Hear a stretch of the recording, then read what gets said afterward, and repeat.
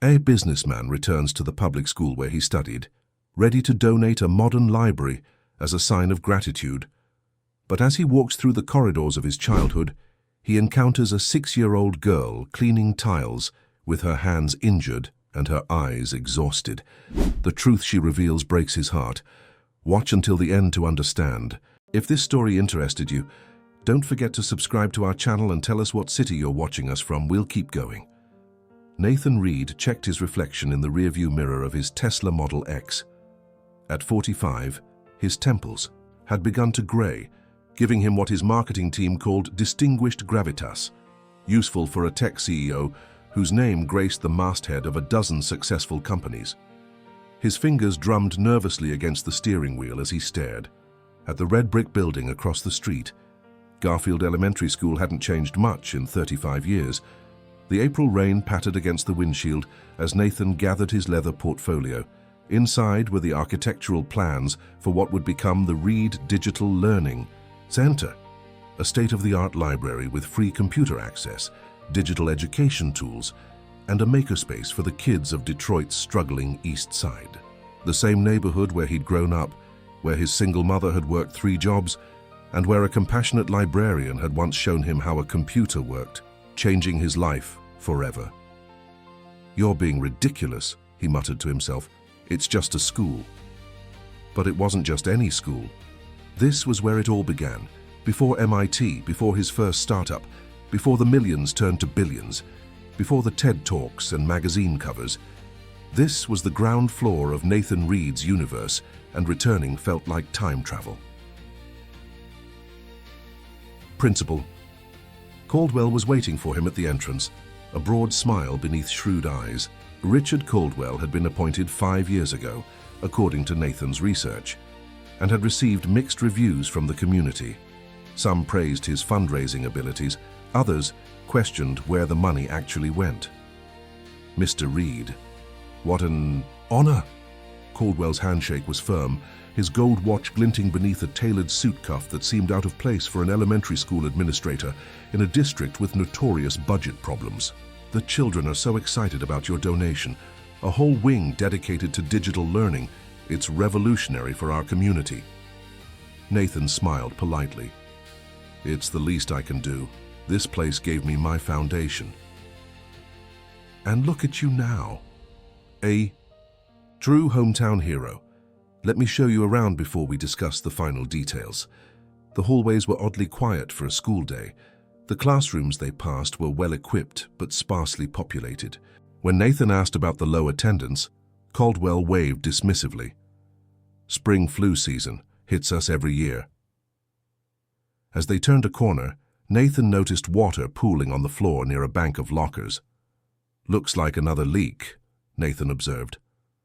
Caldwell's smile tightened. "Budget cuts. We've had to prioritize educational resources over building maintenance, which is why your generous donation is such a blessing." Something about Caldwell's explanation felt rehearsed, but Nathan nodded anyway. They continued the tour, with Caldwell pointing out where the new digital center would be located, discussing timeline expectations and publicity opportunities. "Would you like to see our current library? It's modest, but it'll give you a sense of what we're working with." The library was little more than a repurposed classroom with sagging bookshelves and outdated encyclopedias. 2 ancient desktop computers sat unused in a corner, their monitors thick with dust. Nathan's heart sank. This was worse than he'd imagined. "The school board allocated our technology budget elsewhere," Caldwell explained, without specifying where. "Strategic priorities." "This is exactly why I wanted to help," Nathan said. "Every child deserves access to information and technology. It changed my life." Caldwell checked his watch. "Let's head to my office to sign the paperwork. My assistant has prepared everything." "Actually, would you mind if I use the restroom first?"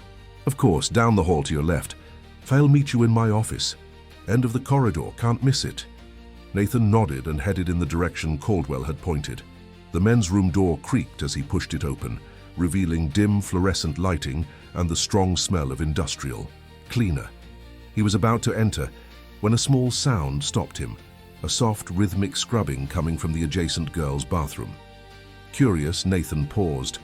The door to the girls' room was propped open with a janitor's bucket. He peered inside, expecting to see a custodian. What he saw instead would haunt him for years to come. A tiny girl knelt on the tiled floor, scrubbing vigorously at dark grout lines between white tiles.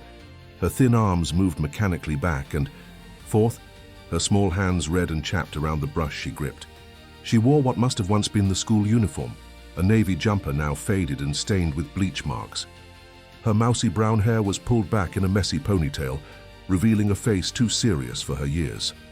"Hello?" Nathan said softly. The girl startled, nearly dropping the cleaning brush. Wide, fearful eyes met his, and she scrambled to her feet. "I'm sorry. I'm almost done, I promise." Her voice trembled as she spoke, her gaze darting to the industrial cleaner beside her. "Please don't tell Mr. Caldwell I'm not finished yet." Nathan stepped cautiously into the bathroom, keeping his distance to avoid frightening her further. "I'm not here to check on you. I'm just visiting the school. My name is Nathan." The girl seemed to relax slightly, but kept a wary distance. "I'm Lily. I'm supposed to finish all the bathrooms before lunch period." Nathan glanced around. The bathroom was spotless, gleaming in a way that suggested hours of work. "You did all this by yourself?" he asked, noticing the angry red welts on her small hands. Lily nodded, trying to hide her hands behind her back. "I do it every day, before school and after, and on weekends too." "Every day? Why are you cleaning the school? Where are the janitors?" The girl's lower lip trembled. "Mr. Caldwell says my mom's job depends on me helping out. She's sick in the hospital, and if I don't do a good job, they'll take me away from my grandma." Her voice dropped to a whisper. "And then I'll have nowhere to go." A cold fury began to build in Nathan's chest, but he kept his expression gentle. "How old are you, Lily?" 6.5, she said, holding up 6 fingers and then adding a small space between her thumb and forefinger to indicate the half. The childish gesture contrasted sharply with her exhausted demeanor. Nathan crouched down to her level, keeping his voice calm despite his growing anger. "And your mom, she works here at the school?" Lily nodded. "She's the cafeteria manager, but she got really sick and now she can't work. Mr. Caldwell said he'd keep paying her if I helped out." She glanced nervously at the door. "I should really finish. The 5th graders come back from gym class soon." Nathan noticed now that beyond her chapped hands, Lily's uniform-covered knees that were raw and scabbed from kneeling on hard surfaces. Her eyes held a weariness no child should know. "What else do you clean besides the bathrooms, Lily?" "Everything," she said simply. "The classrooms, the hallways, the cafeteria, Mr. Caldwell's office. On weekends, I do the gym and the teacher's lounge." She recited the list as if it were normal for a first grader to be responsible for an entire school's maintenance. Nathan's mind raced. This wasn't just inappropriate, it was illegal. Child labor, exploitation, blackmail. And from the principal's luxurious watch and suit, he suspected there was more to the story than budget cuts. "Lily, would you like to show me what else you clean? I'd like to understand your day better." She hesitated. "But Mr. Caldwell is waiting for you." "Let him wait," Nathan said, making a decision that would alter not just his plans for a library donation, but the course of his life. "This is more important." Lily led Nathan through the eerily quiet hallways, pointing out the areas she cleaned each day. She spoke with the mechanical efficiency of someone reciting a painful routine, detached from the abnormality of her situation. With each new revelation, the weight of furniture she moved to mop underneath, the toxic chemicals she handled without protection, the threats Caldwell made when corners were cut, Nathan's resolve hardened. "Sometimes I don't finish everything." "Before school starts," Lily confessed as they passed the cafeteria. "Then I have to skip lunch to catch up." Nathan noticed her thin wrists and the way her uniform hung loosely on her small frame. "When was the last time you ate at school, Lily?" She thought for a moment. "Tuesday, I think. Mr. Caldwell said the free lunch program ran out of funding." She lowered her voice, "But I saw him take food home in his car." They turned down another corridor and Lily pointed to a janitorial closet. That's where I keep my supplies. Mr. Caldwell has the key, so I can only clean when he lets me. Nathan carefully opened the door. Inside were industrial-grade cleaning products with hazard warnings prominently displayed, chemicals that even adults should use with caution. On a small hook hung a tiny backpack decorated with faded unicorns, the only reminder that the child beside him should be learning multiplication tables instead of operating floor buffers. "This isn't right, Lily," Nathan said gently. "Children, your age shouldn't be doing this kind of work. But your mom wouldn't want you hurting yourself like this." He gestured to her raw hands. "Does she know what you're doing here?" Lily looked down. "Mr. Caldwell said not to tell her because it would make her worry and get sicker." A single tear slid down her cheek. "I want to be a doctor someday so I can make her better, but I'm so tired. After cleaning that, I fall asleep in class." Nathan checked his watch. The scheduled meeting with Caldwell had started 15 minutes ago. "Lily, is there a teacher you trust? Someone you can talk to?" "Mr. Dennison is nice. He gives me granola, bars sometimes, and helps me with my homework when I stay late. Is he here today?" Lily nodded. "Room 118. But please don't get him in trouble. Mr. Caldwell doesn't like when teachers talk to me too much." "I just want to ask him a question. Would you show me to his classroom?" Michael Dennison was in his early 30s, with kind eyes behind, wire-rimmed glasses. His classroom was alive with color. Student artwork, science projects, and motivational posters covering every wall. When Lily entered with Nathan, Dennison's expression shifted from surprise to guarded concern. "Lily, shouldn't you be in Mrs. Wilson's class right now?" "Mr. Caldwell said I had to finish the bathrooms first," she replied. Dennison's jaw tightened almost imperceptibly before he turned to Nathan with a professionally polite smile. "I'm Michael Dennison. Can I help you with something?" "Nathan. Reed, I'm here about the library donation, but I've discovered something concerning." He glanced meaningfully at Lily. "Perhaps we could speak privately for a moment." Understanding immediately, Dennison nodded. "Lily, why don't you work on your reading at my desk? The new book about space exploration came in yesterday." For the first time since meeting her, Nathan saw genuine excitement in Lily's eyes as she settled at the teacher's desk with an illustrated book. Once they stepped into the hallway, Nathan didn't waste time. "How long has she been working as the school janitor?" Dennison sighed, removing his glasses to rub his eyes. 4 months since her mother was hospitalized. It started small. Caldwell asked her to help out with simple tasks. Then suddenly, she was doing everything. "I've tried to report it, but what? Things have a way of disappearing in this district. Paperwork, complaints, even people who make too much noise." Dennison looked nervously over his shoulder. "Caldwell has connections with the school board, the district supervisor, even some folks in the mayor's office. They all look the other way." Why would they protect him? Money. This school receives substantial funding for maintenance, special programs, even a nutrition grant. On paper, we have a full janitorial staff, 2 counselors, and a nutrition specialist. In reality, he gestured toward Lily. "Where do you think that money goes?" Nathan's blood boiled. "And no one stops this?" "The few who've tried found themselves reassigned to the worst schools in the district or pushed out entirely. I've been documenting everything, building a case, but I need to be careful. There are other vulnerable families involved too." "Other children working like Lily?" Dennison nodded grimly. 7 families total, all with similar situations. Single. Parents, medical crises, immigration issues, people with no power to fight back and everything to lose. Nathan glanced back at Lily, now absorbed in her book. Her hands are raw. She's handling dangerous chemicals. She's starving herself to complete impossible tasks. This ends today. Just confronting Caldwell won't work, Dennison warned. He'll deny everything, clean up the evidence, and punish the families. I've seen it before. Then we need to be smarter than him. Nathan pulled out his phone. "I'm calling my legal team. But first I want to meet Lily's mother, Sarah Foster. She's at Detroit Memorial Oncology Ward. Lily's grandmother, Martha, watches her when she's not here, but the old woman can barely take care of herself." "And what happened to Lily's father?" "Left years ago, no contact." Nathan nodded, his mind already formulating a strategy. Mr. Dennison, would you be willing to make a statement if it came to that, officially? The teacher hesitated only briefly. Yes, these kids deserve better. Good, I'll need your contact information, and please keep our conversation confidential. For now, I'll deal with Caldwell as planned. He can't know we're on to him.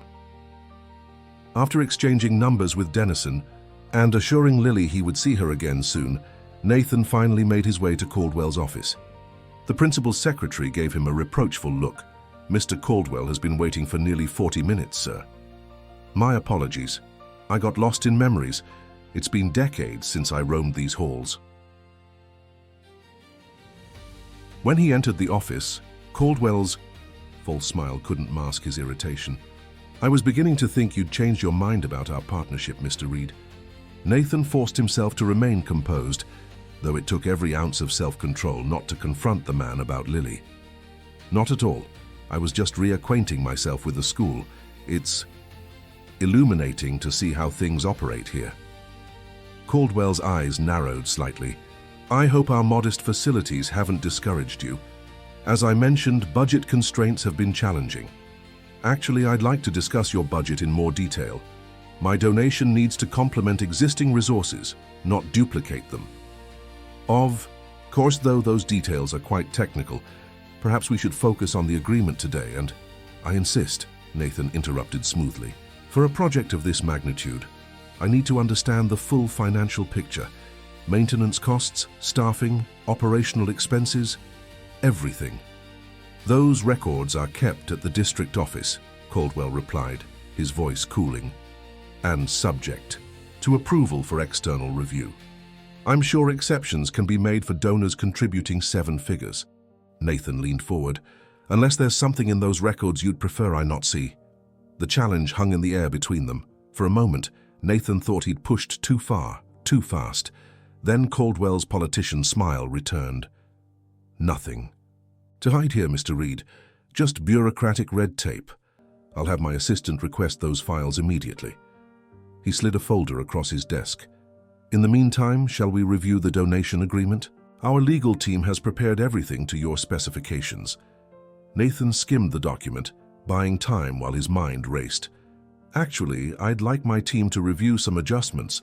Given what I've seen today, I'm considering expanding the scope beyond just the library.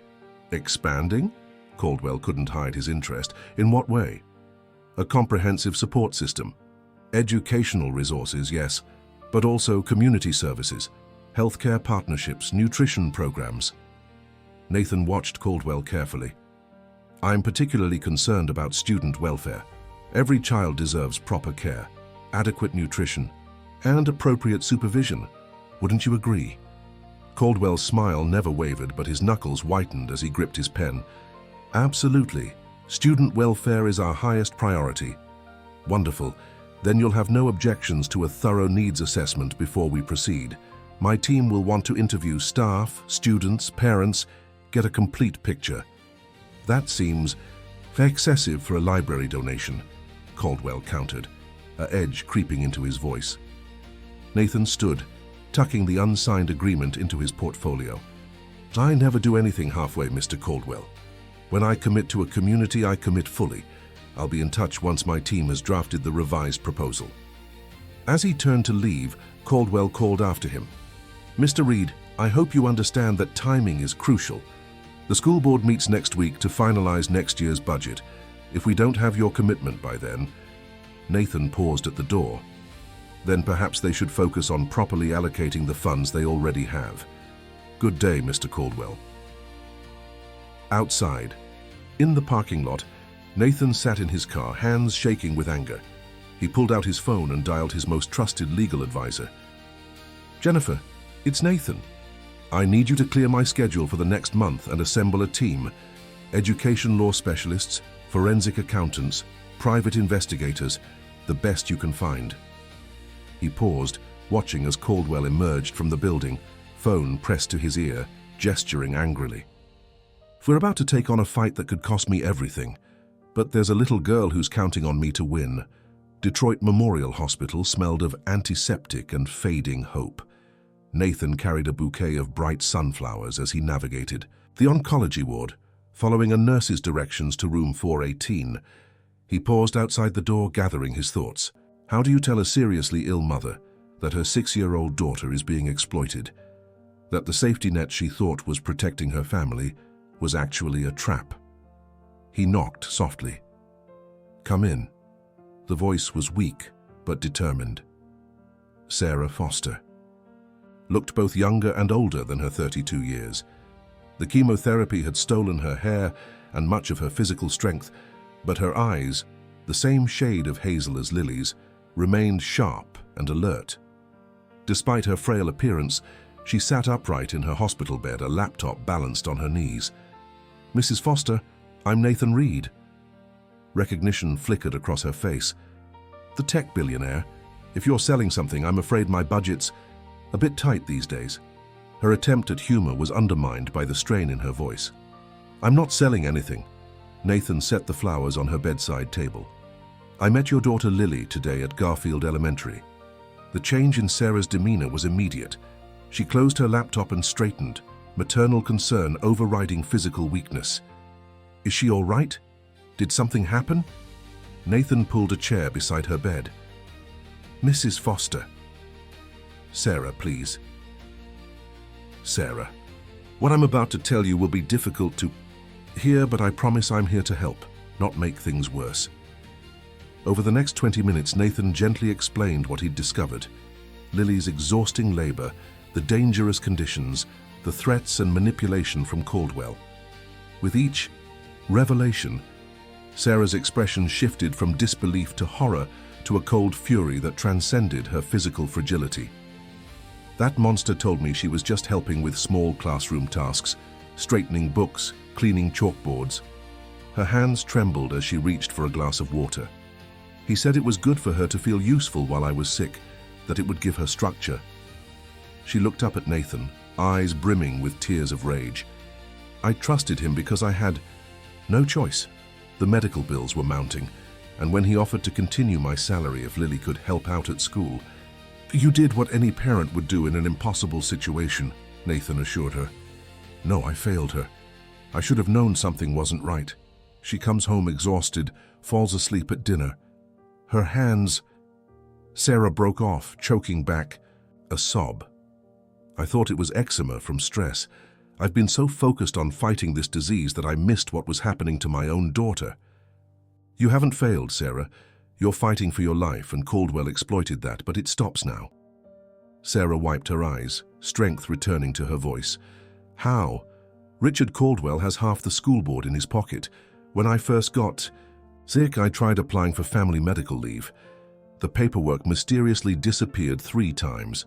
It was only when I gave up and was about to resign that he offered his arrangement." "I'm prepared to help you legally and financially," Nathan said.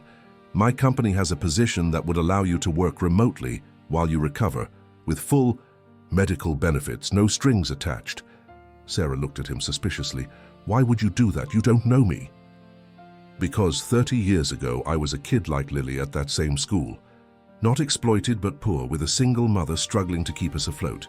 Someone helped us then. Now it's my turn to pay it forward." Sarah studied his face, searching for deception and finding none.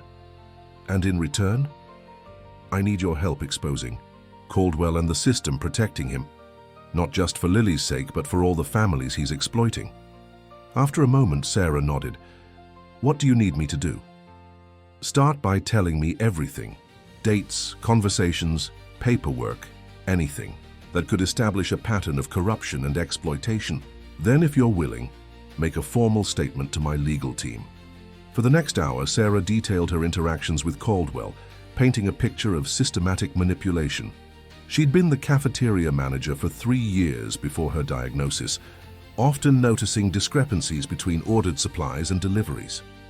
When she'd begun asking questions, Caldwell had reassigned her to inventory management, a position that gave her less visibility into day-to-day operations. "Looking back," she said, "I think he was isolating me because I was noticing too much. Then when I got sick, he saw an opportunity." Nathan took careful notes. "Did you ever document the discrepancies you noticed?" Sarah's eyes widened. Actually, yes. She reached for her laptop. I started keeping spreadsheets of everything.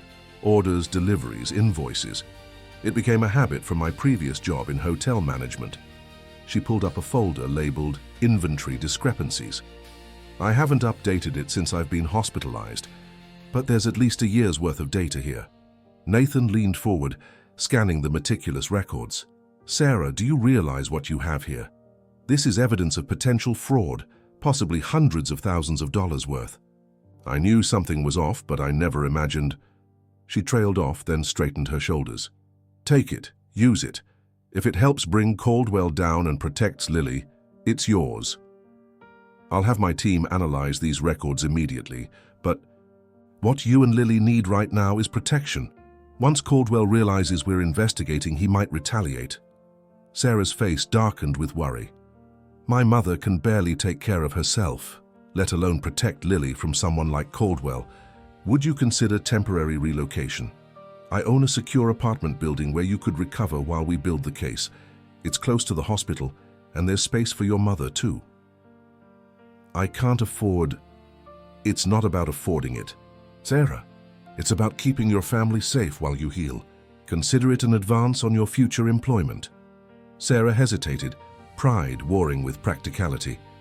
Lily has school. We can arrange transportation to a different school, or temporary homeschooling if necessary. After a long moment, Sarah nodded. Okay, for Lily's sake. The relief in her voice was palpable, and Nathan realized just how long she'd been carrying the weight of impossible choices alone. I'll make the arrangements immediately. Is there anything you need from your home? Just Lily's favorite stuffed rabbit and some photos. Everything else is replaceable. She reached out suddenly, gripping Nathan's hand with surprising strength. Promise me you won't let Caldwell hurt any more children. I promise, Nathan said, and meant it. Back in his car, Nathan made a flurry of calls to his head of security, to arrange protection for the Foster family, to his executive assistant to prepare the company apartment, and finally to Jennifer Lee, his chief legal counsel. Jen, I need you to meet me at my office in an hour. Bring the team. We're moving. Faster than I anticipated. By evening, Nathan had assembled an unlikely coalition in the conference room of Reed Technologies' Detroit headquarters. Jennifer Lee stood at the whiteboard, her tailored suit and precise movements reflecting her background as a former federal prosecutor. Beside her sat Marcus Williams, a private investigator with 20 years of experience exposing corporate malfeasance. On video call was Darius Chen, a forensic accountant whose quiet demeanor belied his ruthless ability to follow money trails through the most complex systems. Most surprising was the presence of Michael Dennison, who'd agreed to come directly from school after receiving Nathan's urgent message. Let me make sure I understand correctly, Jennifer said, reviewing her notes. We have evidence of a public school principal forcing a 6-year-old child to work as unpaid labor, misappropriating public funds, falsifying employment records, and potentially endangering multiple children, all while protected by connections in the school district and possibly local government. That's the simplified version, Nathan confirmed. Jennifer whistled low. And you want to pursue this instead of simply reporting it to authorities because I tried that route. 3 times, Dennison interjected. Child Protective Services investigations mysteriously closed without findings. School board complaints disappeared. Even an anonymous tip to the state education department went nowhere. Someone's protecting Caldwell, Marcus observed. The question is why? What's he offering that's worth covering up child exploitation? Darius spoke up from the video screen. Follow the money. I've started analyzing the school budget allocations you sent. Garfield Elementary receives approximately $3.2 million annually, including special grants for maintenance, nutrition, and after-school programming. On paper, they have 15 administrative staff, 10 maintenance personnel, and various specialists. In reality, they have a skeleton crew and a 6-year-old janitor, Nathan finished grimly. Where's the difference going? Jennifer asked. That's what we need to find out, Nathan said. Sarah Foster's records show significant discrepancies in cafeteria. Supplies alone, If that pattern extends to other departments, we're potentially looking at millions diverted over several years, Darius confirmed. And likely not just to Caldwell, Marcus added. Our scheme this size would require protection at multiple levels. School board members, district administrators, possibly even local officials. Dennison nodded. The current superintendent came from nowhere 3 years ago. No background in education, but strong ties to several board members and major construction companies that mysteriously started winning all the school renovation contracts. Classic pay-to-play, Jennifer muttered, making notes. We need to move carefully. If we spook them too early, records will vanish and scapegoats will be found. Meanwhile, Lily and the other children remain at risk, which is why we need both a short-term intervention and a long-term strategy, Nathan said. I've already arranged for Lily and her family to be relocated to a secure location. Sarah Foster has agreed to provide testimony and evidence. What? About the other families? Dennison asked. There are 6 more in similar situations. We need to identify and approach them discreetly, Marcus suggested. Offer similar protection and gather their testimonies. Meanwhile, Jennifer added, we build the financial case with Sarah's records and whatever else we can obtain legally. Once we have enough evidence, we take it directly to the State Attorney General's office, not local law enforcement. Nathan turned to Dennison. You're the most vulnerable person in this room right now. Caldwell will suspect you if children start disappearing from his labor pool. Are you prepared for that? The teacher removed his glasses, a gesture Nathan was beginning to recognize as his way of steeling himself. I became a teacher to help children, not watch them be exploited. Whatever happens to me is secondary. Nothing will happen to you, Nathan promised. From this moment on, you have the full protection of my security team and legal resources. As the meeting concluded, Nathan felt a familiar energy coursing through him, the same determined focus that had built his tech empire. But this wasn't about market share or innovation. It was about a little girl with raw hands and stolen dreams. We move quickly but carefully, he told the team as they dispersed. These children have already lost too much time. The investigation progressed with surgical precision over the next 2 weeks. Sarah Foster and her mother were comfortably settled in Nathan's secure apartment building, with Lily enrolled in a private school that accommodated her situation with compassion. The little girl's transformation was remarkable.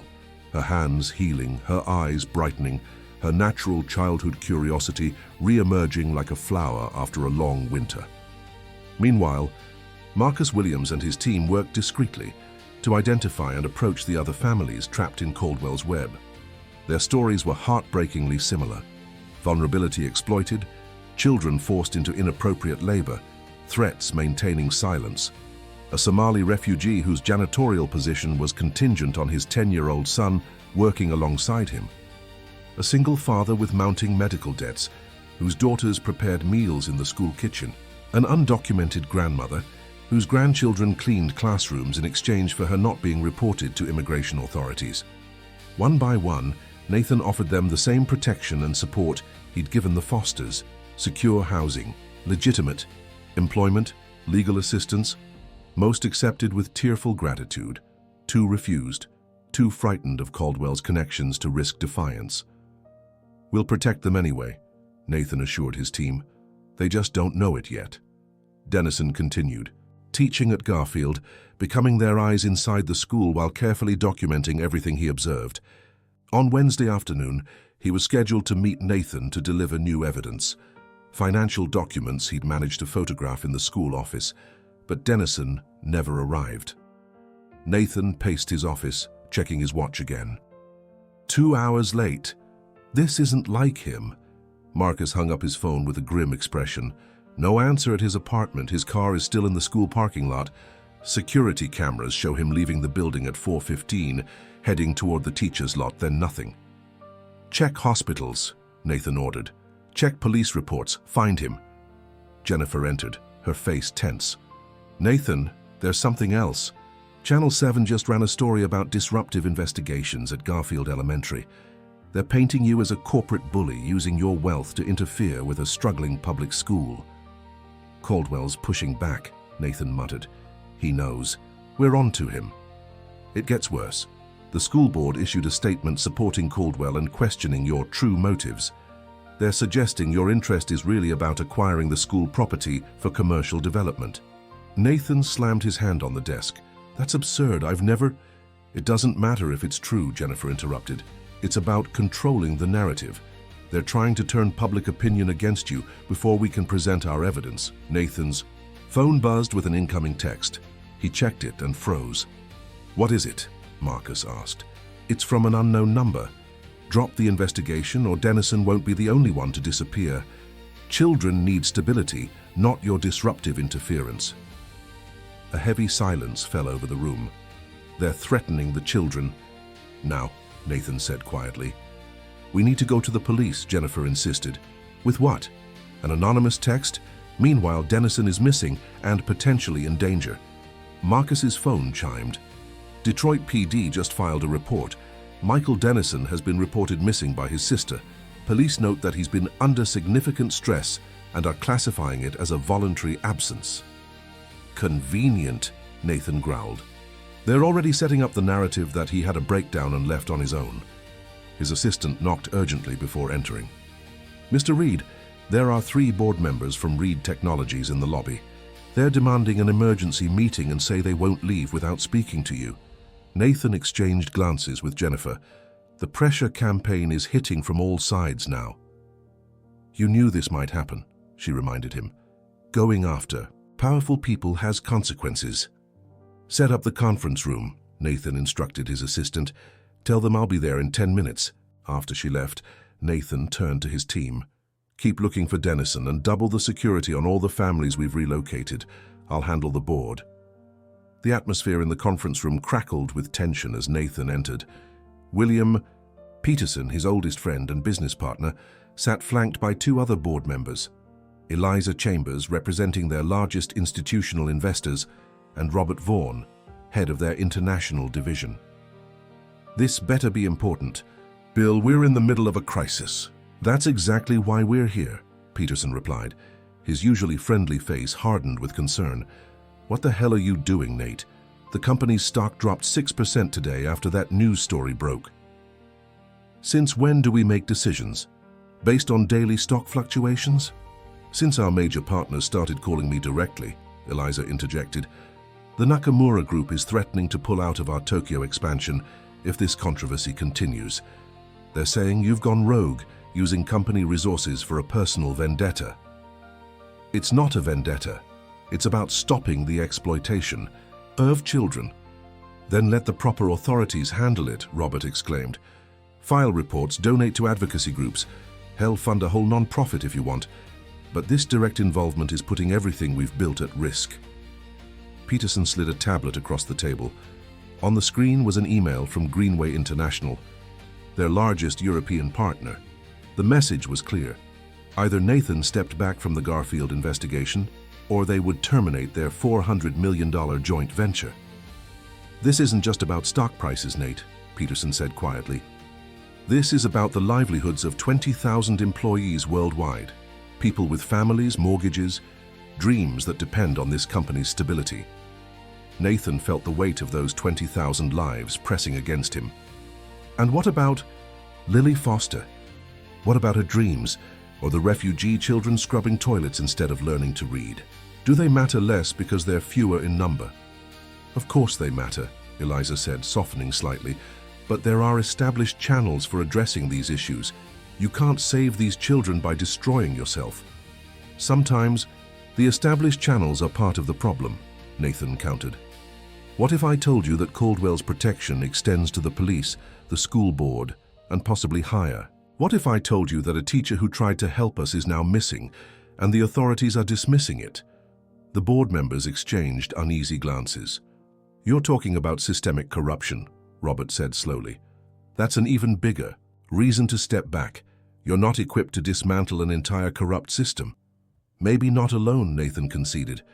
But I have resources, influence, and most importantly, evidence. Would you have me walk away knowing what I know? Peterson leaned forward. We're asking you to consider a compromise. Hand your evidence to independent investigators. Fund the effort if you want. but remove yourself and the company name from direct involvement. Create distance that protects our business interests while still supporting the cause." Nathan was silent for a long moment, weighing his options. Every business instinct told him Peterson was right. This was becoming too costly, too dangerous. But then he remembered Lily's raw hands, her exhausted eyes, the weight of adult burdens on her tiny shoulders. "I appreciate your concerns," he said finally, "and I understand the potential consequences. But I made a promise to these families, and I won't abandon them now when the fight is getting difficult. Even if it costs you your position as CEO?" Eliza asked bluntly. The question hung in the air like a guillotine blade. "Are you threatening to remove me from my own company?" "The board has a fiduciary responsibility," Robert replied, not quite meeting Nathan's eyes. "If your actions jeopardize the company's stability..." "I see." Nathan stood, suddenly calm in the face of their ultimatum. "Then I suggest you call a formal vote. In the meantime, I have a missing teacher to find and children to protect." After they left, Nathan stood alone at the window of his office, watching the Detroit skyline as twilight descended.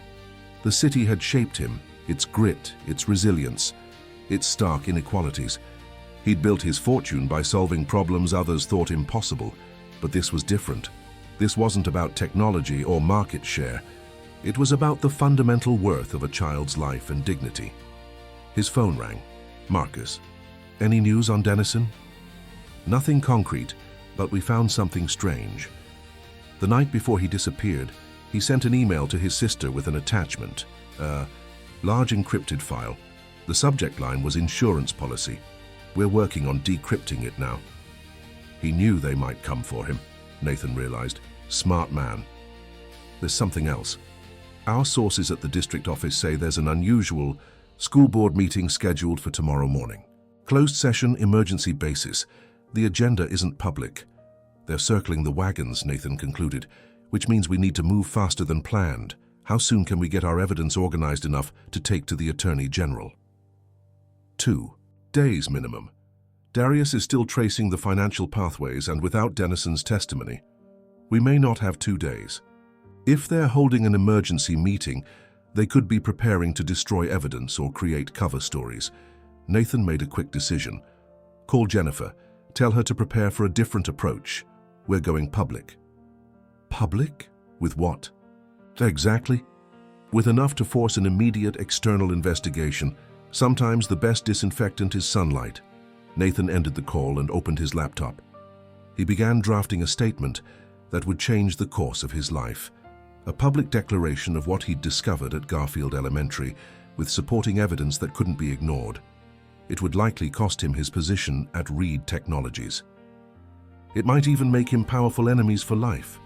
But as he typed, he remembered Sarah Foster's determined eyes despite her illness.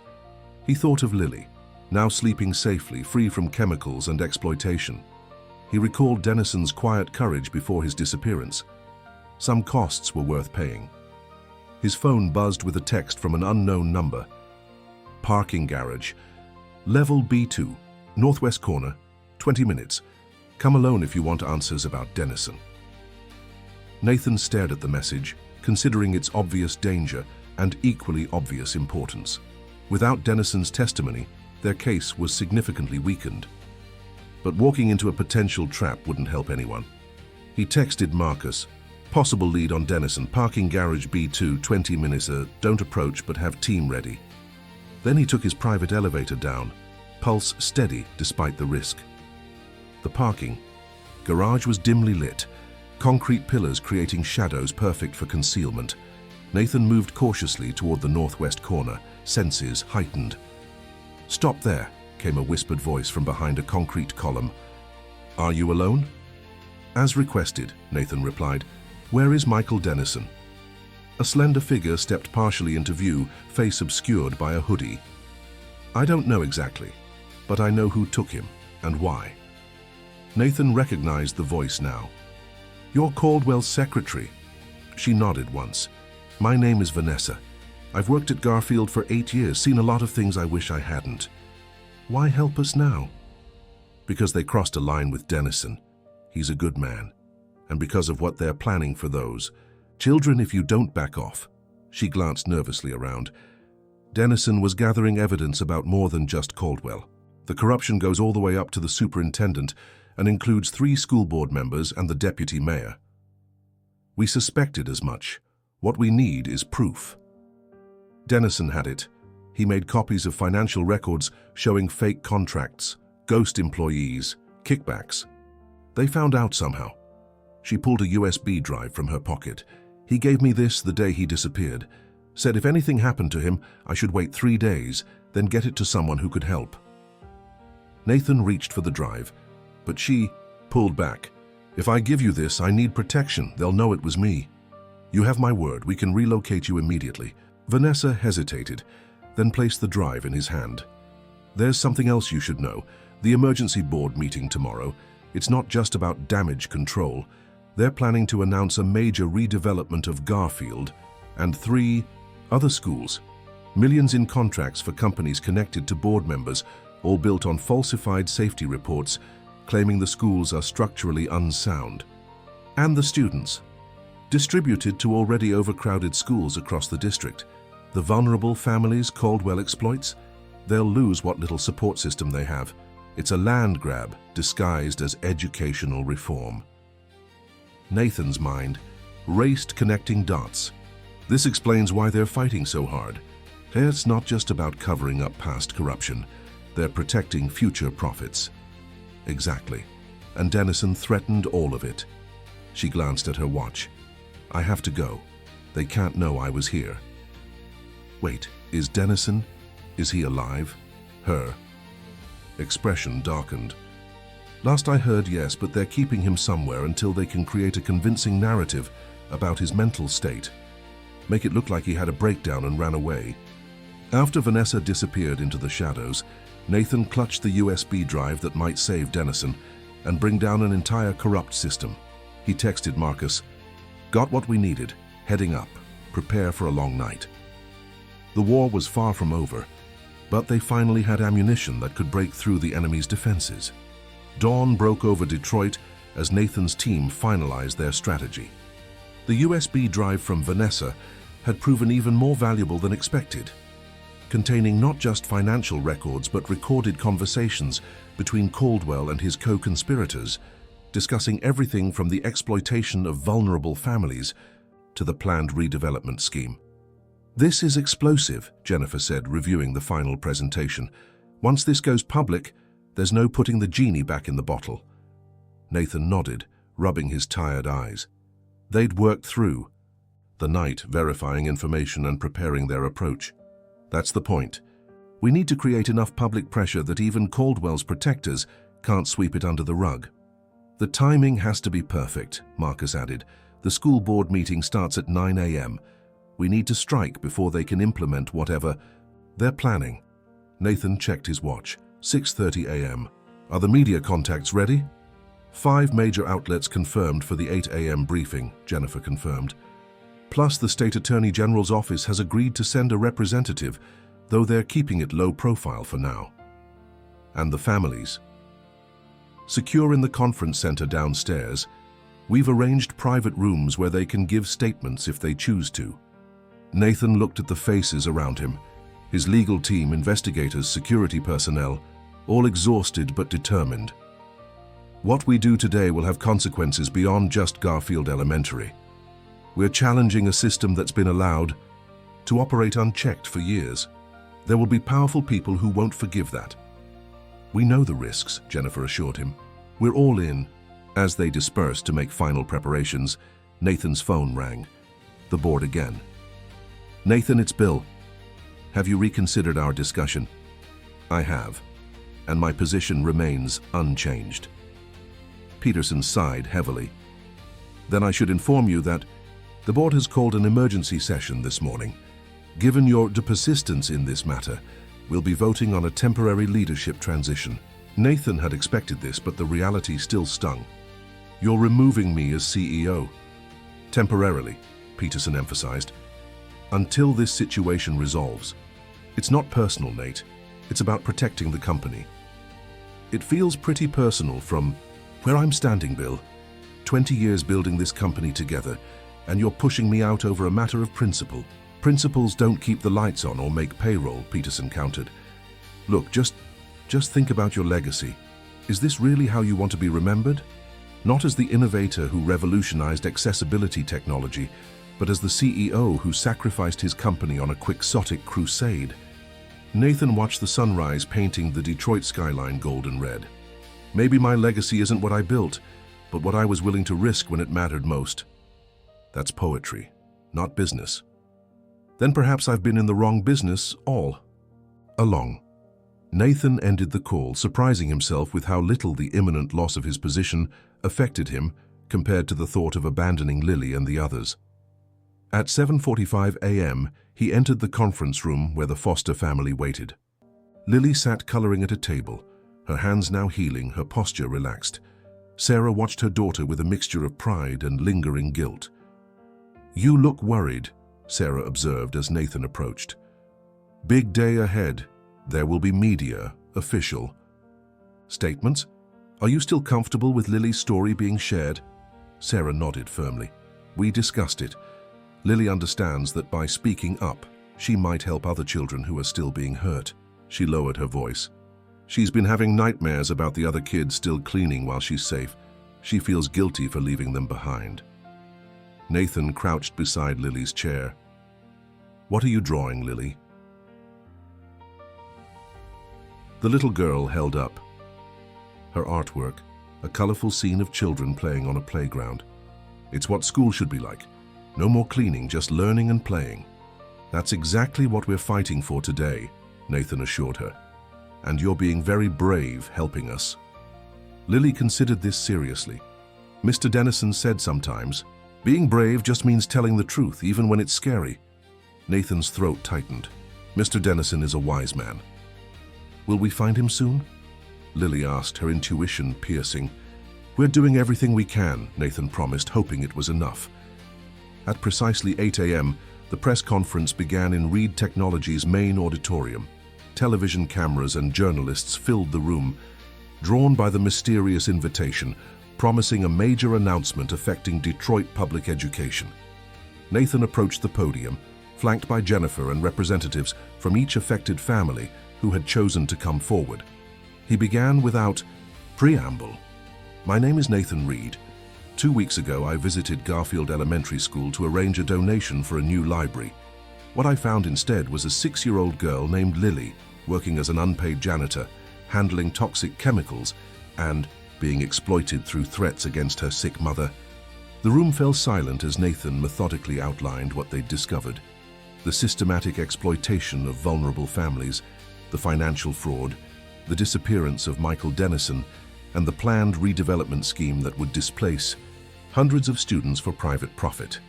"This isn't just about one corrupt principal," Nathan continued. "Our investigation has uncovered evidence implicating multiple school board members, district officials, and even members of city government in what amounts to a criminal conspiracy." On large screens behind him, documents from Dennison's USB drive appeared, financial records showing ghost employees, falsified contracts, and millions in misappropriated funds. As we speak, the school board is holding an emergency closed session, not to address these abuses, but to further their scheme and potentially destroy evidence. We are therefore releasing all our findings to the public and to appropriate law enforcement agencies simultaneously. Jennifer stepped forward. "We have prepared detailed information packets for each media outlet present, as well as for the Attorney General's office, which has a representative here today." A woman in a charcoal suit stood briefly, acknowledging her presence without comment. "Additionally," Nathan continued, "we have provided secure accommodations and employment opportunities for the affected families who have bravely agreed to cooperate with any official investigation." One by one, family representatives came forward to share brief statements, dignified, resolute testimonies of exploitation and coercion. Sarah Foster spoke last, her voice steady despite her physical frailty. "My daughter was robbed of her childhood by people who were supposed to protect her education. While I lay in a hospital bed fighting for my life, she was scrubbing floors with chemicals that burned her skin, all because we were vulnerable and desperate. No child should ever have to choose between their education and their family's survival. No parent should be exploited when they're at their most helpless. As the press conference concluded, Nathan's phone exploded with notifications. The story was already breaking across all major networks. Reporters were surrounding the school board meeting. Social media was ablaze with outrage. And then came a text from Marcus. Police just found Dennison, abandoned warehouse in Corktown. He's alive, en route to Detroit Medical now. Relief washed over Nathan. One small victory amid the gathering storm. Outside the auditorium, Peterson waited, his expression grim. The board vote was unanimous, he said without preamble. Effective immediately, you're on administrative leave pending review. Alice Chen will serve as interim CEO. Nathan nodded, having expected nothing less. Alice is a good choice. She understands the company's mission. This gives you what you want, Nate, freedom to pursue this crusade without dragging Reed Technologies through the mud with you. Is that how you see standing up for exploited children? As mud? Peterson had the grace to look uncomfortable. You know what I mean, there are proper channels for these things. The proper channels were corrupted. Sometimes you have to create a new path when the established ones lead nowhere. Before Peterson could respond, Jennifer rushed up. Nathan, turn on the news, now! On their phones, they watched live coverage of police entering the school board meeting, led by the Attorney General herself. Board members were being escorted out, some in handcuffs. Simultaneously, at Garfield Elementary, Richard Caldwell was being led to a police cruiser, his expression a mixture of shock and resignation. Operation Clean School, the reporter announced. A multi-agency effort to address alleged corruption and child exploitation in Detroit's public school system. Sources tell us this operation was accelerated due to evidence provided by tech billionaire Nathan Reed and several whistleblowers from within the system. Peterson watched in stunned silence as the scale of the operation became clear. Multiple arrests across the district, seizure of records, schools temporarily closed for investigation. You actually did it, he murmured. We did what was necessary, Nathan corrected, and it's just beginning. By afternoon, developments were unfolding rapidly. Michael Dennison had been found dehydrated and bruised, but otherwise unharmed, apparently abandoned by his captors once the investigation went public. His medical prognosis was good, though he remained under police protection. The Attorney General had announced a special task force to investigate the full scope of corruption in the district, with particular emphasis on the exploitation of vulnerable families and students. Nathan's evidence had apparently provided the final piece of a puzzle law enforcement had been working on for months, but couldn't complete without insider testimony. Most significantly for the children, emergency measures had been implemented to ensure proper staffing and safe conditions at affected schools, with state oversight of district operations until the investigation concluded. As Nathan watched these developments from his office, now technically no longer his, a strange calm settled over him. He had lost his position, strained lifelong friendships, and made powerful enemies, yet he felt more purposeful than he had in years. Sarah Foster knocked softly at his door, Lily beside her. We saw the news, Sarah said. They're saying you lost your company because of us. Nathan smiled reassuringly. I haven't lost anything that matters. The company will be fine without me for a while, and I'm still its largest shareholder. Think of it as a sabbatical. Lily approached his desk, solemnly placing her drawing in front of him. I made this for you. It's all the kids being happy because they don't have to clean anymore. Nathan studied the colorful figures playing beneath a bright sun. It's beautiful, Lily. May I keep it? She nodded, then asked with childlike directness, what happens now? It was the question everyone was asking. His former board, the media, the families they'd helped. What happens after you upend an entire system? Now, Nathan said thoughtfully, we build something better. As if on cue, his phone chimed with an incoming email. It was from Richard Caldwell, sent just before his arrest. The subject line read simply, "There's more." The holding room at the Detroit Metropolitan Detention Center was sparse but clean. A metal table, 2 chairs, and a one-way mirror reflecting Nathan's tense expression back at him. He'd been waiting 15 minutes, rehearsing what he would say to the man who had exploited Lily and countless other children. The door opened. Richard Caldwell entered, escorted by a corrections officer. Without his tailored suit and carefully maintained facade, the former principal looked diminished. Shoulders slumped beneath the orange jumpsuit, eyes hollow with exhaustion. The officer nodded to Nathan and stepped outside, though Nathan knew he was watching through the mirror. "Thank you for agreeing to see me," Caldwell said, his voice lacking the smooth confidence Nathan remembered. "Your email said, 'There's more.' I'm here to find out what that means." Caldwell studied his cuffed hands. "I imagine you think I'm a monster. What I think doesn't matter. Your actions speak for themselves. And yet you came." Caldwell looked up. "Because you suspect, as I do, that removing me solves only part of the problem." Nathan leaned forward. "Stop playing games, Caldwell. If you have information about others involved in your scheme, now's the time to share it." A bitter smile crossed Caldwell's face. "My scheme? Is that what you think this was? One rogue principal creating a corrupt fiefdom?" He shook his head slowly. "I was a third-grade teacher once, Mr. Reed. Did you know that? For 12 years, I taught children to read, to solve problems, to believe in themselves.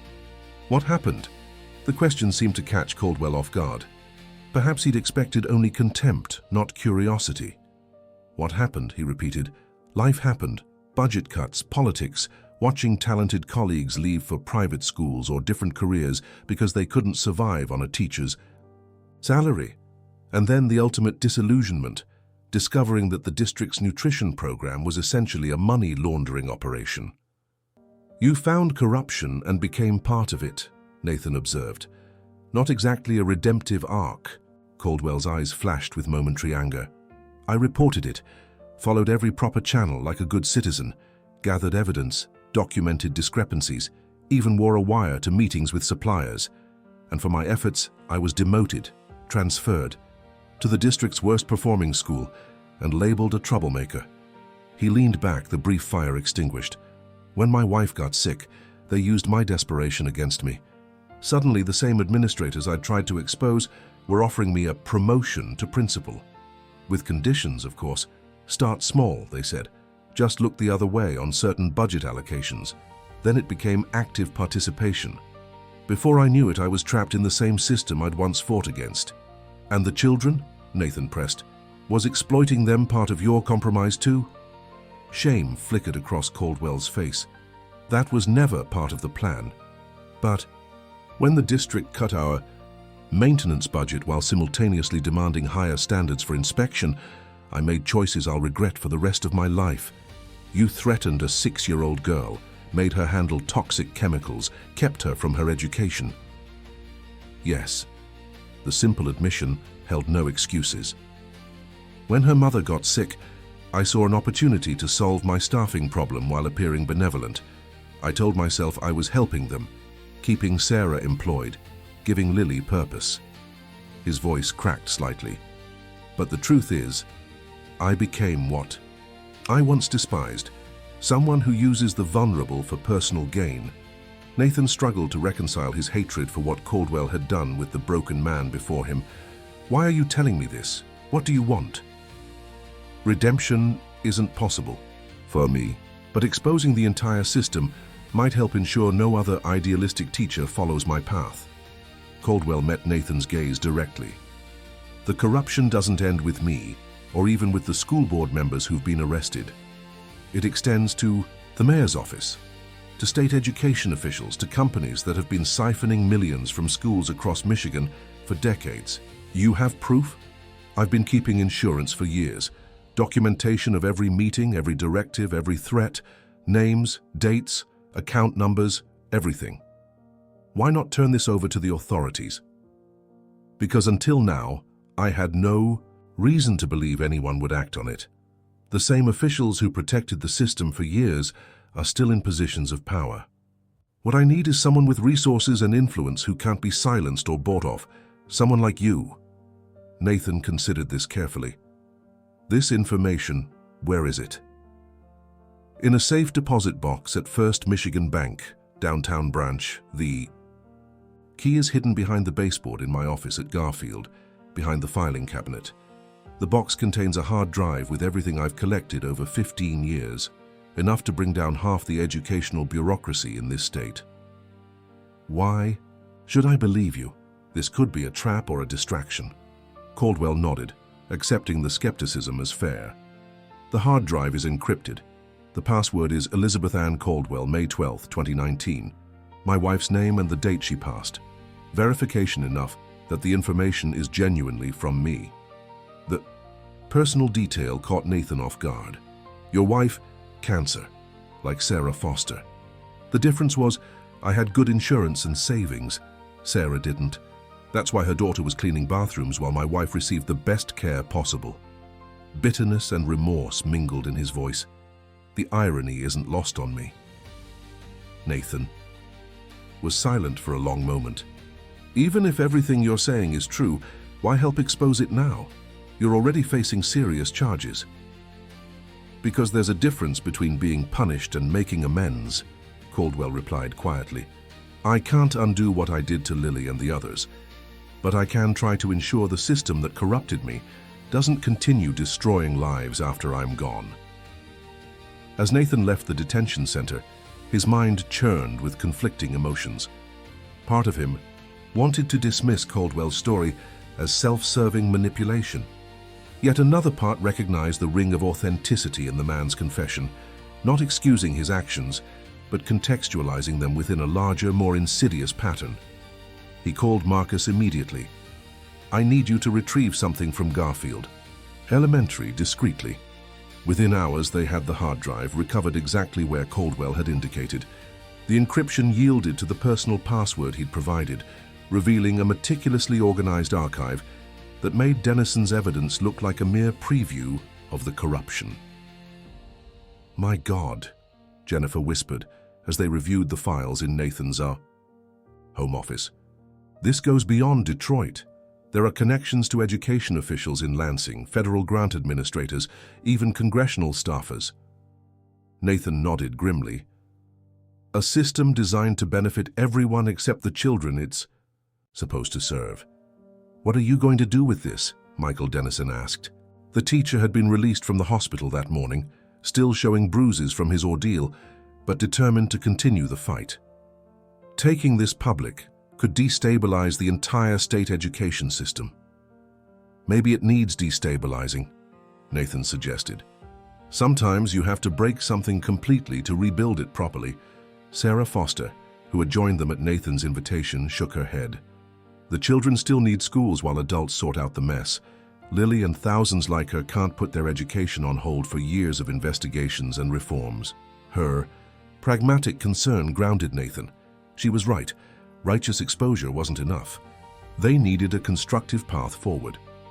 What we need, he said slowly, is leverage for systematic change, not just punishment of individuals.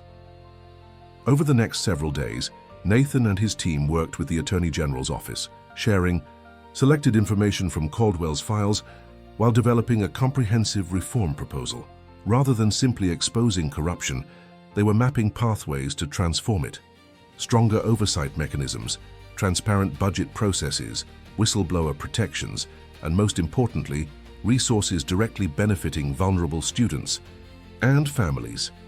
The work was delicate, requiring both pressure and diplomacy. Some officials, seeing the evidence against them, resigned quietly to avoid prosecution. Others fought back, attempting to discredit Nathan and the families who had come forward. The media coverage oscillated between heroic narrative and skeptical, questioning of Nathan's motives. Through it all, Lily Foster became an unexpected symbol of the movement. A photograph of her healed hands holding a book, taken during an interview Sarah had carefully controlled, appeared on the front page of the Detroit Free Press with the headline, "The True Cost of Corruption." Schools across the district remained open under emergency state supervision, with teams ensuring proper staffing and safe conditions while the investigations continued. Lily and the other exploited children returned to normal classes, receiving counseling and educational support to help them recover lost learning.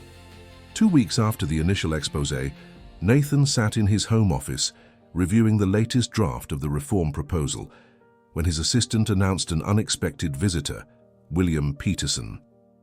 The tension between them was palpable as Peterson entered, his expression a mixture of discomfort and resolution. "The board met this morning," he began without preamble. "Let me guess, my administrative leave has become permanent termination." Peterson shook his head. "Actually, we voted to reinstate you as CEO, effective immediately." Nathan blinked in surprise. What changed? Everything. The Attorney General publicly credited Reed Technologies' ethical stance for breaking open the largest education fraud case in state history. "Our stock has recovered and then some. The Nakamura Group not only maintained our partnership, but expanded it, specifically citing our commitment to social responsibility." He placed a folder on Nathan's desk. "And then there's this. Over 800 employees signed a petition supporting your return, including every department head and senior manager." Nathan opened the folder, moved by the pages of signatures and personal notes from people he worked with every day. "The board has realized," Peterson continued, "that what we saw as a liability has become our greatest asset. Reed Technologies is now synonymous with courage and integrity. As it turns out, that's good for business." Nathan studied his oldest friend, seeing the genuine regret behind the corporate explanation. "And what about you, Bill? Has your perspective changed as well?" Peterson sighed heavily. "I was wrong. I was so focused on protecting what we'd built that I couldn't see the bigger picture. When those kids' stories started coming out..." He paused, emotion briefly overcoming his usual composure. "My own daughter asked me how I could work with someone who abandoned children being exploited. She's 10. That's when I knew we'd made a terrible mistake." The simple honesty of the admission dissolved much of Nathan's lingering resentment. "It wasn't an easy choice for any of us. But you made the right one." Peterson extended his hand. "Will you come back? The company needs your vision now more than ever." Nathan hesitated, considering how much had changed in just a few weeks. "I will, but on one condition. Reed Technologies needs to establish a permanent foundation focused on educational equity and child welfare, with substantial funding and independent leadership." "The board has already approved the concept," Peterson assured him. "We were hoping you'd oversee its development." As they shook hands, sealing the reconciliation, Nathan realized that sometimes the most difficult paths led to destinations far better than the ones originally planned. Later that evening, he visited the Foster family in their new apartment. Sarah was regaining strength, her latest medical reports showing promising responses to treatment. Martha, Lily's grandmother, had transformed from a fearful, withdrawn woman into an engaged caregiver, participating in support groups for families affected by the scandal. And Lily, the catalyst for everything, was sprawled on the living room floor with homework spread around her, focused intensely on a math worksheet. Her healed hands moved confidently across the paper, her expression one of normal childhood concentration rather than exhaustion and fear. "Mr. Reed," she exclaimed upon noticing him, "I got an A on my science project." "That's fantastic, Lily. What was it about?" "The chemical properties of cleaning products and why some are dangerous for people to use." Her matter-of-fact explanation carried no trace of trauma, only scientific curiosity. "My teacher says I might want to be a chemist instead of a doctor." "Ah, you've got plenty of time to decide," he assured her. Sarah joined them, looking more like her pre-illness self than Nathan had yet seen. "We heard about your reinstatement. Congratulations." "Thank you. It seems doing the right thing worked. Out professionally as well." "Not always the case," Sarah observed. "Have you heard about Caldwell's plea deal?" Nathan nodded. In exchange for his extensive cooperation and evidence, prosecutors had agreed to recommend a reduced sentence. "How do you feel about that?" Sarah considered the question seriously. Mixed emotions. What he did to Lily was unforgivable, but the system that enabled and pressured him deserves equal condemnation. Her perspective echoed Nathan's own complex feelings about Caldwell, the man who had exploited vulnerable children, yet ultimately provided the evidence that might protect countless others. "Mr. Reed?" Lily asked, interrupting his thoughts. "Is Mr. Dennison going to be our teacher again?" "He is. He's taking some time to recover, but he'll be back in the classroom next week." Lily nodded approvingly. "He promised to help me with the science. Fair when he comes back." She returned to her homework, the simple certainty of a child who once again believed in adult promises. As Nathan prepared to leave, Sarah walked him to the door. "There's something I've been meaning to ask you," she said. "Why did you do all this, really? You could have just reported what you saw and moved on." The question deserved an honest answer. "When I was Lily's age, my mother worked 3 jobs to keep us housed and fed. One winter she got pneumonia but couldn't afford to stop working. A teacher noticed how exhausted I was from taking care of her and connected us with resources that helped us survive that period." He paused, remembering. "That teacher showed me that systems can be navigated and changed by people who care enough to get involved. I guess I've always carried that lesson with me." Sarah nodded, understanding. "Well, for what it's worth, you've given Lily a similar lesson. She talks about you every day, the man who saw her when everyone else looked away." As Nathan drove home, he reflected on how a simple library donation had evolved into a movement for systemic change. The road ahead remained challenging, reforms to implement, resistance to overcome, families still needing support. But for the first time in years, he felt aligned with his deepest values, using his position and resources not just for innovation, but for justice. His phone buzzed with a text from Jennifer. "Turn on Channel 7 now." At a red light, he switched on the car's media system. The news anchor was discussing a major development. In a stunning extension of the education corruption investigation, federal authorities have announced an inquiry into similar patterns in school districts across 3 additional states. Sources close to the investigation credit information provided by former Garfield Elementary principal Richard Caldwell, raising questions about how widespread such practices may be nationwide. The light turned green, and Nathan drove forward both literally and figuratively toward whatever came next in this unexpected chapter of his life. 6 months passed in a whirlwind of activity. The investigations sparked by Caldwell's evidence expanded across multiple states, revealing similar patterns of corruption in educational systems nationwide. Reform initiatives that had once seemed impossible gained momentum, fueled by public outrage and political pressure. Nathan found himself simultaneously rebuilding trust within his company and helping shape new accountability structures for public education. The Reed Educational Equity Foundation launched with $50 million initial funding and a mission focused on protecting vulnerable students and families. Its first initiative, providing independent advocates for children in underserved districts, was already operating in 10 schools across Detroit, with plans to expand statewide within the year. On a crisp October morning, Nathan stood at the easy entrance of Garfield Elementary, now transformed both physically and operationally. The building gleamed with fresh paint and repairs. The library wing, his original donation now expanded to include a family resource center, was nearing completion. Most importantly, the hallways bustled with the appropriate sounds of education, children's voices, teachers' instructions, the organized chaos of genuine learning. "Quite a change from your last visit," Michael Dennison observed, joining Nathan at the entrance. The teacher had recovered fully from his ordeal and now served as the school's interim principal, while a thorough search for permanent leadership continued. "Almost unrecognizable," Nathan agreed. "How are the students adjusting?" "Better than the adults, honestly. Children are remarkably resilient when given proper support. The trauma counseling has been particularly effective for those who were exploited."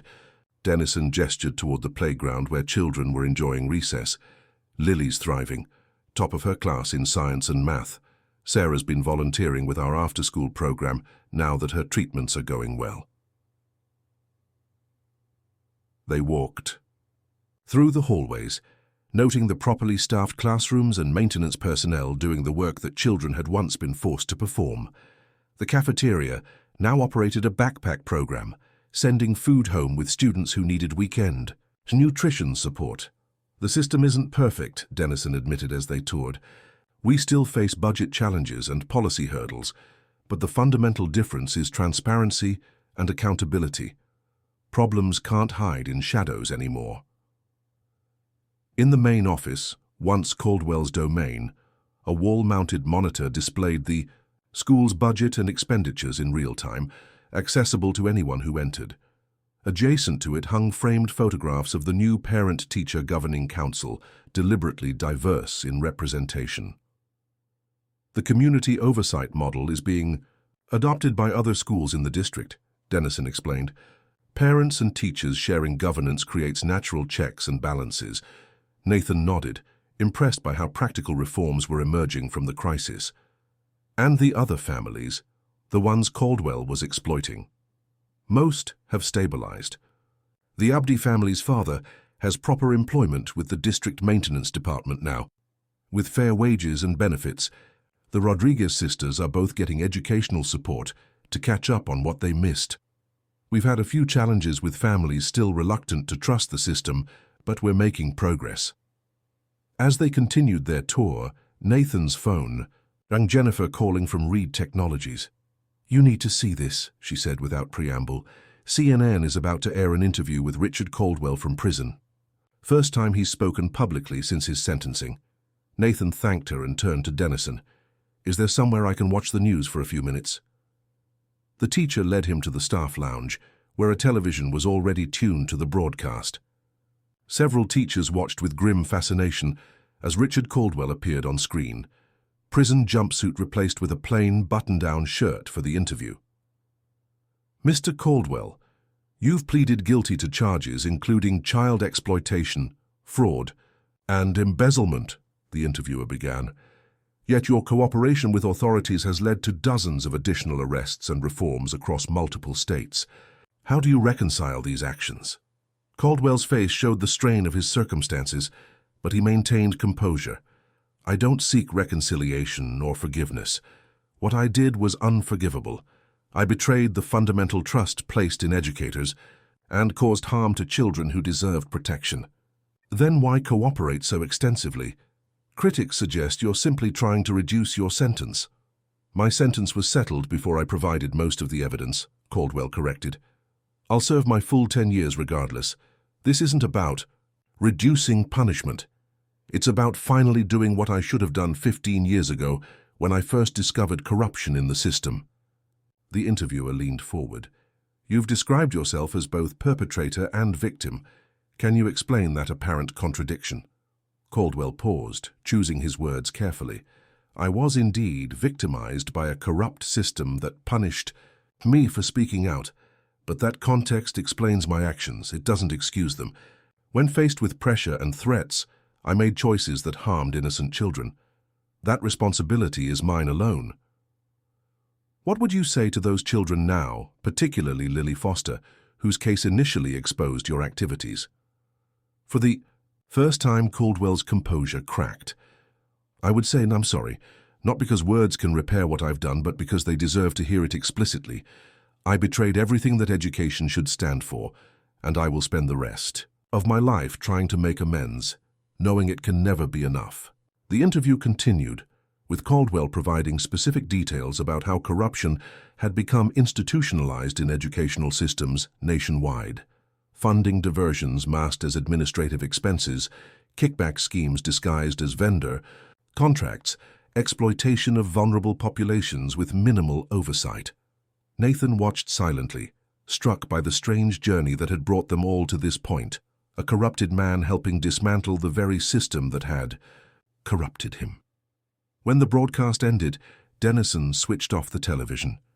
"Hard to know what to feel about him," he admitted. "The damage he caused was real, but without his evidence. Without his evidence, the reforms happening now might have taken decades," Nathan finished. "Justice is rarely as clean as we'd like it to be." They continued the tour, ending at a first-grade classroom where Lily's class was engaged in a science experiment involving simple water filtration systems.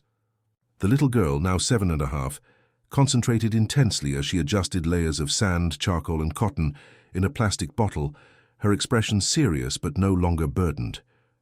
When she noticed Nathan observing from the doorway, her face lit up with recognition. She waved enthusiastically before returning to her experiment with the focused dedication she now applied to learning rather than cleaning. "Mr. Reed," the teacher greeted him, "we're learning about water purification today. Would you like to join us?" Nathan accepted the invitation, spending the next 30 minutes helping students test their filtration systems. Lily's design proved particularly effective, removing most contaminants from the deliberately muddied water. "I want to make water safe for everyone," she explained earnestly when he complimented her work. "Mum says lots of places don't have clean water, and that makes people sick." "That's very true," Nathan agreed. "Clean water is essential for health." "Like how those cleaning chemicals made my hands hurt?" she asked, the question reflecting her process of integrating past trauma into her developing understanding of the world. "Exactly. Some chemicals are harmful, which is why children should never have to work with them." Lily nodded seriously. "That's why I want to be a scientist, to make things that help people instead of hurt them." After the class ended, Nathan met briefly with Sarah Foster in the Family Resource Center she now helped coordinate. Her cancer was in remission, her strength visibly returning both physically and emotionally. "We watched the Caldwell interview together," she told Nathan. "Lily had questions afterward, about forgiveness, about justice, complex concepts for a 7-year-old. How did you address them?" "As honestly as I could. I told her that what happened was wrong, that Mr. Caldwell did bad things but is now trying to help fix the bigger problems, that sometimes people can do terrible things and still eventually try to make things right." Sarah sighed. "I'm not sure. I have the perfect answers myself." "I don't think there are perfect answers," Nathan acknowledged. "Just the commitment to keep working toward better systems and healing." Sarah nodded, then changed the subject to more immediate concerns. "The Foundation's Family Advocate program has been transformative for our school. Having someone whose sole job is to help families navigate resources and ensure their children's needs are met. It's filling a critical gap in the system." "We're tracking outcomes carefully," Nathan told her. "Early data suggests significant improvements in attendance and parent engagement when families have dedicated advocates. It's making a difference beyond metrics, too. Families feel heard, respected. That builds trust, which builds community." She smiled suddenly. "Speaking of community, we're holding a fall harvest festival next weekend. Lily would love it so you could attend." Nathan checked his calendar. "I'll be there." As he prepared to leave, his phone buzzed with an encrypted message, the secure channel he used for updates on the continuing investigations. The message was brief but significant. "Federal grand jury indictments coming tomorrow. 23 officials across 4 states. Major breakthrough." He showed the message to Sarah, whose expression reflected both satisfaction and weariness. "Will it ever end?" she wondered. "Every layer we peel back reveals another beneath it." "That's how systemic change works," Nathan replied.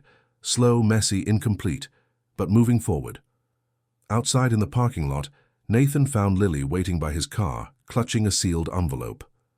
"Mom said I could give you this," she explained, handing him the envelope with ceremonial gravity. Inside was an invitation to Lily's upcoming science fair, handwritten in careful block letters with a small note at the bottom. "Thank you for seeing me when I was invisible."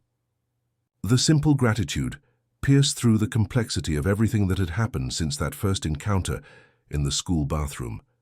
Whatever the costs, whatever challenges still lay ahead in transforming a broken system, this moment of connection confirmed the rightness of the path he'd chosen. "I wouldn't miss it for anything," he promised. That evening, Nathan sat on the balcony of his downtown apartment, watching sunset paint the Detroit skyline in amber and gold. On the table beside him lay the formal announcement of tomorrow's indictments, the culmination of investigations spanning multiple jurisdictions and institutions. His phone rang.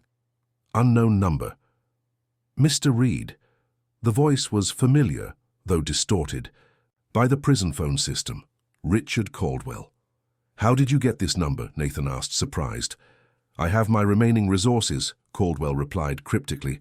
"I saw your visit to Garfield on the local news. The changes look significant. They are not perfect, but substantial. And Lily, thriving, focused on science now, not survival." A long pause. "Good. That's good to hear." Nathan waited, sensing there was more to this unexpected call. "The federal indictments will be announced tomorrow," Caldwell finally continued. "But there's something you should know that isn't in my official testimony. Something I've held back until I could be certain of its significance." Nathan straightened, instantly alert. "What is it?" "The patterns you've uncovered in education aren't isolated. The same networks, the same methodologies, extend into other public systems: healthcare, housing, child welfare. It's all connected by a common thread: the exploitation of vulnerability for profit." "You have evidence of this?" Nathan asked. "I've arranged for one final delivery to your foundation offices tomorrow. A secured drive with connections that extend beyond what anyone has yet pursued." Caldwell's voice grew urgent. "This goes deeper than education, Mr. Reed. The question now is whether you're willing to follow wherever it leads, regardless of how powerful the interests involved." The implication hung between them, that what they'd uncovered so far was merely the visible portion of a much larger system of exploitation and corruption, that the real battle was just beginning. "Why me?" Nathan asked. "Why not take this directly to federal investigators?" "Because some of these connections implicate people within the investigative agencies themselves. This requires someone with both resources and moral clarity, someone who's already proven willing to risk everything for principle." After the call ended, Nathan remained on the balcony, watching darkness settle over the city. Below him, Detroit continued its own complex journey of revival and reinvention, its struggles mirroring in many ways the challenges facing institutions nationwide. The following morning, a secured package arrived at the Reed Educational Equity Foundation as promised. The drive contained meticulously documented connections between educational corruption and broader systems of exploitation: healthcare fraud targeting vulnerable populations, subsidized housing schemes, even manipulation of foster care placements for financial gain. As Nathan reviewed the materials with his team, a pattern emerged of interconnected systems designed to benefit from rather than serve society's most vulnerable members. The implications were staggering, both in the scope of corruption and in the potential for transformative change if these systems could be reformed. "This could take years," Jennifer observed, reviewing the evidence. "Possibly decades to fully address." "Then that's what it takes," Nathan replied simply. Later that day, as federal officials announced the education-related indictments at a press conference, Nathan walked through a neighborhood park near Garfield Elementary. Children played freely on equipment recently renovated through community efforts. Parents chatted on benches, no longer afraid to let their children out of sight. Lily Foster ran across the playground, calling to friends, her movements unburdened by exhaustion or fear. Watching her, Nathan made his decision, not just about Caldwell's new evidence, but about the course of his life moving forward. Some purposes found you rather than the reverse. Sometimes seeing what others overlooked became not just a moment of conscience, but a calling. The path ahead would be challenging, the opposition formidable, the work unending. But the alternative, returning to comfortable blindness, was no longer possible. As if sensing his thoughts, Lily spotted him from the playground and waved enthusiastically, her small hand raised high against the autumn sky, no longer raw and wounded but healed and reaching toward whatever future she might create. Nathan waved back, silently renewing his commitment. To Lily, to all the children whose voices had been silenced by systems meant to protect them, to the fundamental principle that power existed not for its own sake, but to serve those with the least of it. The work would continue tomorrow,